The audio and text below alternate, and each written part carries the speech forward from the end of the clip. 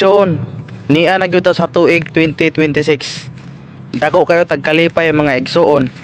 Salamat kayo sa Ginoo, no? Pasalamat gyud ta sa Ginoo nga nakaabot ta sa tuig 2026. Iya gyud tang gitabangan ug ang tanan nato nga mga pagsulay atong nakaya.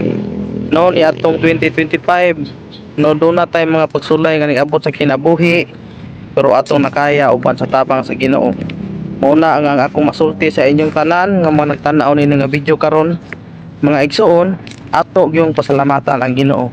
Kay kung wala ang Ginoo igsoon di gyud nato makaya, no? Bugat kayo ang mga pagsulay nga nahitabo sa tong kinabuhi apan dunay Ginoo nga andam nga mutabang sa ato sa tanang panahon. Mao na ang ato mabalo sa Ginoo igsoon, mao na gyud ang pagbalik, paghimaya, pagpasalamat sa iya igsoon. Mao na akong matambag sa inyo nga karon. Ug karon niya nata sa tuig 2026.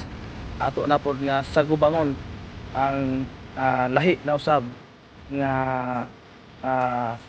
dagan sa atong kinabuhi.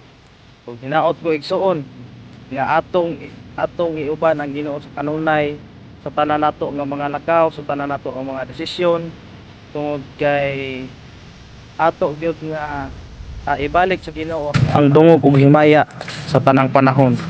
Tungod kay mao kana ang ikalipay sa Ginoo igsoon nga ato siyang himayaon, no? Kung sa una sa 2025 wala pa kay simba-simba, garboso pa ka, wala pa ka nangalagad sa Ginoo, pero ako nang hinaot igsoon nga karon sa tuig 2026 bag-uha ang imong kinabuhi, duol kang Kristo, balik sa iya ha, tungod kay ang Ginoo nagtawag kanimo.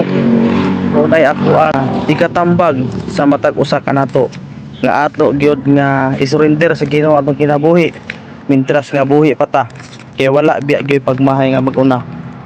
Mao na igsoon nga akong pagpadasi sa inyong tanan niining tuig 2026. Alagad na ta sa Ginoo, simba na ta, tuma na ta siyang kabubuton tungod kay mao kana ang iyang ikalipay.